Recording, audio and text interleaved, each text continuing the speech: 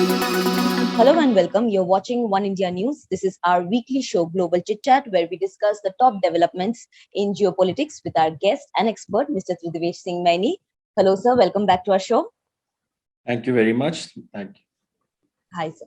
So let's just start talking about the Russia-Ukraine issue, as it is the most important thing that's going on around the world right now. And let's talk about first the implications that the nuclear deals, the Iran nuclear deals, that has on this war.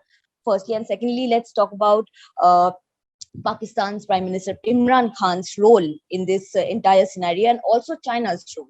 So first, let's start with Imran Khan. So as we know that Pakistan Prime Minister Imran Khan was asked to vote against Russia in a UNJ meeting, and he refused to do so. And in fact, he brought up India in the conversation and upheld the Kashmir issue. And he refused to sign the deal. He refused to vote against Russia. And do you think that Pakistan is in fact willing to go against the entire West to maintain its relationship with Russia? Do you think they're going to go as far as that? So this whole criticism, or rather this letter from Western envoys to Imran Khan, has come at a time when Imran Khan is facing numerous challenges domestically as well. One of them, the important one being that the opposition has tabled a no confidence motion against him, right? Now, and Imran Khan, during this address which he made, he also blamed his predecessors and said that they were compromised to the West. Okay, now the first thing which you need to bear in mind is that there have been a number of opposition leaders, including Maryam Nawaz Sharif, has actually criticized Imran Khan's remarks that these are against Pakistan's national interest. Now, what do we see? Ever since Imran Khan has taken over, he has spoken about a more balanced foreign policy. But what is clearly evident is that there is a shift away from the West towards Russia and towards China specifically, and Russia as well. Now, if you look at the China-EU relationship specifically, there have been strains since last year. And in fact, EU had also said that they had said that the generalized system of preferences GSP, which has been given to Pakistan, that should be reviewed. Now, under the GSP, Pakistan gets benefits a lot in terms of trade, especially its exports in the textile sector and so on and so forth. They have benefited immensely. What GSP does is that it helps developing countries. A lot of imports from developing countries are actually, you pay zero tariffs on them, basically. So that is a big benefit. Due to human rights issues, due to blasphemy laws, and a number of other issues, the EU last year had said that this GSP needs to be reviewed. Of course, the European Union has taken no steps as such, but again in December, in a dialogue, senior EU officials had said that Pakistan needs to pay attention to the conditions which are necessary, the necessary prerequisites for this GSP. So obviously there's a geopolitical angle to it, the changing nature of Pakistan's foreign policy. There is an economic, and that is why, in fact, even certain, I think some officials, even within the Imran Khan government itself, they very subtly said that these remarks against Europe, against the West, could have been avoided. Given the fact that, as it is. See, today, the foreign policy choices are very limited because you have a deterioration of ties with the US. So you're more dependent upon China. And given the state of the economy of Pakistan, there are very limited options. So, as I said, if you look at the Pakistan-EU trade, obviously, I think trade with EU accounts for 15% of its total trade, of Pakistan's trade, right? And EU is an important trading partner as well. So obviously there's a worry that these remarks could spoil relations with the European Union. But I think the fact is that the PTI government, Imran Khan himself, realizes that there has to be, when he talks about a balanced foreign policy, he can't totally burn bridges with the West. I mean, that's for economic reasons and even strategically as well. The West also realizes that they need to have a working relationship with Pakistan.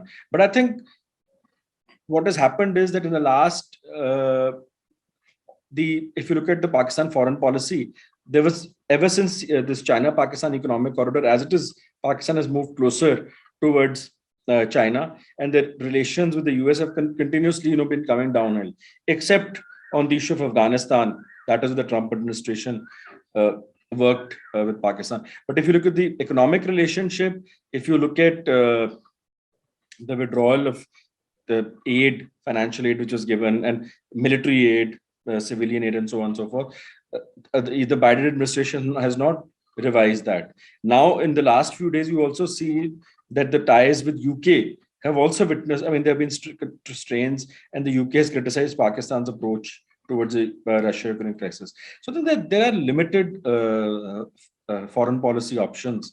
And I think this creates, in terms of, if you look at the economy, because in Pakistan, there are a number of analysts who realize that if you look at the economic relations with China, there are more strings attached. Whereas if you look at the assistance which comes in from the West, even if you look at the trade with the European Union, GSP, there are lesser strings attached. And if when Pakistan had a good relationship, for instance, with the US, in terms of financial assistance, the US was actually far more generous. And even if you look at some of the conditionalities of the CPEC and all, they've been criticized. But broadly, I think in the process of giving a foreign policy message, I think somewhere what Imran Khan has done, he's risked further in a deterioration of ties with the European Union, which is certainly not in Pakistan's interest. And it remains to be seen. I think also a lot of eyes are on this no confidence motion, that what comes out of it. I may also add just that generally the other opposition parties, they have maintained good relations. So for instance, the PMLN had good relations with China and with the West. There were tensions with the US, but not with Europe and UK. Now, as a result of the Russia-Ukraine crisis, and you also need to see one more thing, China's ties have deteriorated not just with the West, with the US, but with many other Western countries. So that dynamic also needs to be seen. So China-UK ties have deteriorated. China ties with the EU have. As a result of that, and Pakistan being very much part of the China camp, those Western countries also are taking note of that. Right. And speaking of China's role in the entire scenario, there is a growing expectation among countries that China will somehow facilitate a peace talk between Russia and Ukraine, because obviously China shares a good relationship with Russia. And also on Monday, Chinese foreign minister called on both Russia and Ukraine to settle their dispute by peaceful talks. But we do know that China is willing to maintain its relation with Russia and not really, irk them. So do you really think that China will actively take up the role as a mediator in this scenario? China would. So there are two things. One, obviously, I think, as we've spoken in other shows and earlier shows, that China has robust economic ties with the European Union, and it doesn't want to, it's already, China has economically suffered as a result of the economic ties with US taking a hit in the last 3 to 4 years. Now, it doesn't want a further deterioration of ties with the European Union. The level of trade with the EU is far higher than that of the level of trade with Russia. Of course, China-Russia ties are strong. And in recent months, there have been attempts to, for instance, bolster cooperation in the sphere of energy. That all is going on. But China cannot afford further deterioration of ties with the European Union. China has very good economic relations with Ukraine. Ukraine is a sort of gateway for China to Europe in the context of the Belt and Road Initiative and even otherwise. So this part is there. And on the other hand, but China also doesn't want to be seen as pro-West, as in slanted towards the West. Obviously, it wants to be neutral. It has its own economic interests and things like that. But what it wants to send out, it does want to send out a message that the US approach towards this crisis and the insistence on this expansion of NATO membership is a sort of indirect sort of security threat to Russia and to other parts of the region. So it has to balance out both these stands. But I do think that somewhere, without publicly taking up as a proactive role like Europe has been doing, China would. So China has already praised the Europeans for the stands which they've taken so far. So itself also it would want to use its leverage, but it also remains to be seen that to what extent is Putin willing to listen to China as well. And I may also had, in fact, yesterday I think it came that a couple of days ago that China has refused to sell, these components of aeroplanes, these parts, right? So that is something which you need to look at. China also needs to keep a close watch on the sanctions which have been imposed by the West and what impact that has on Chinese interests, right? Because in spite of whatever we may say, China is very integrated into the global system. And even this talk about an alternative economic model emerging by China and Russia working together, it's not going to happen overnight. And I don't think Beijing has the appetite for that right now, given its own economic challenges.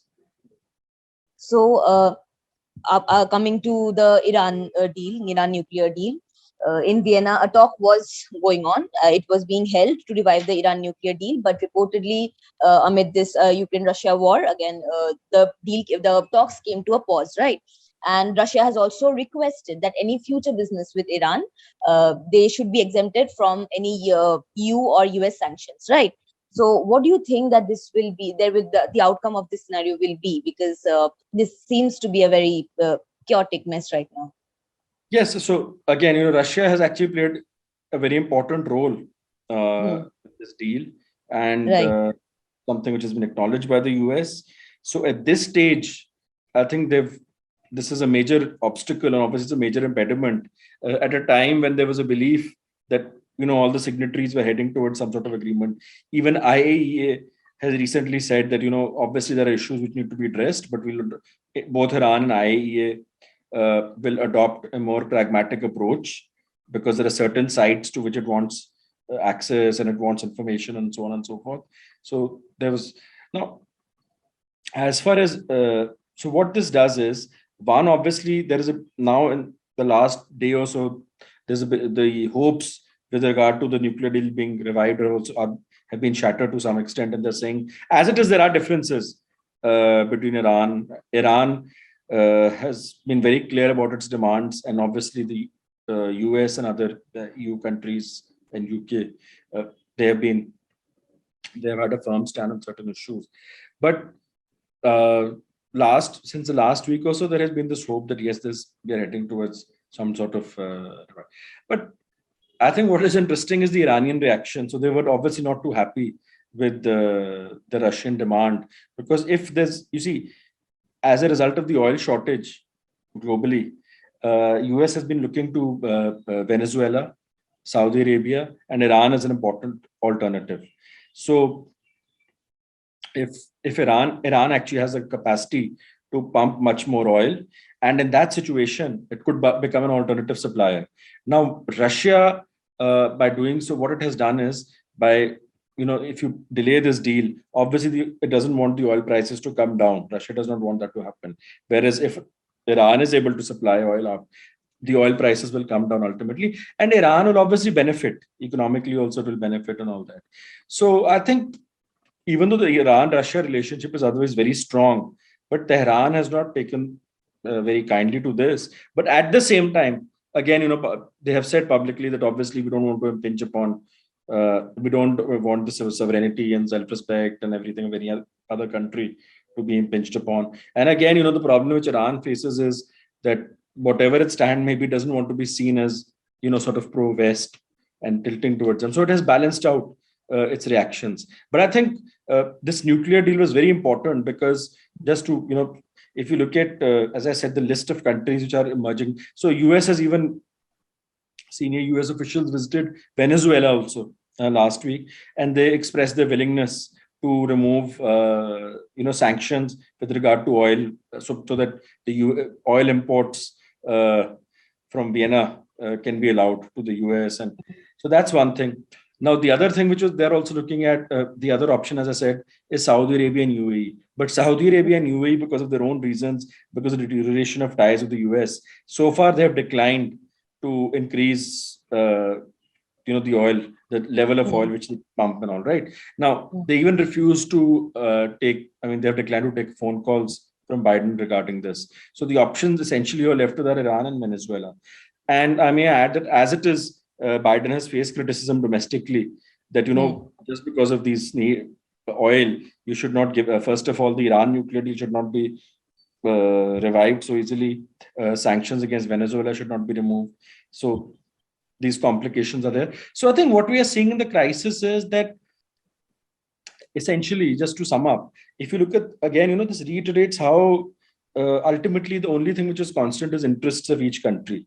That's one thing. And secondly, we overdo, as I have been saying earlier, also when you look at this binary that US versus China, Russia, Iran. Now, ironically, if you look at the Iran nuclear deal, Iran is on the side of the US indirectly and vice versa, and Russia is on the other side, right? So these are things that you need to sort of examine carefully. And the other part is also now, we are seeing a lot of analysis every day. What is each day, if you look at especially the global economic disruptions, a lot has to do. See, some solutions will be found out, but a lot of panic is being created because of the overall perceptions. And in that situation, I might add that if you look at the role of China, it wants, on the one hand, recent years it has wanted to emerge as an alternative. On the other, it doesn't want, if you carefully see their approach to events, it doesn't want too much of panic, too much of disruption in the global market as well. So, even in the economic sense, it has been trying to send out that message that it was also accepting of the world system or the global system as such. It wants to challenge it to a point. That is correct, sir. It's very aptly put. So thank you so much for joining us today, sir, again. Please join us again next week on One India News for watching our show, Global Chit Chat. Thank you so much.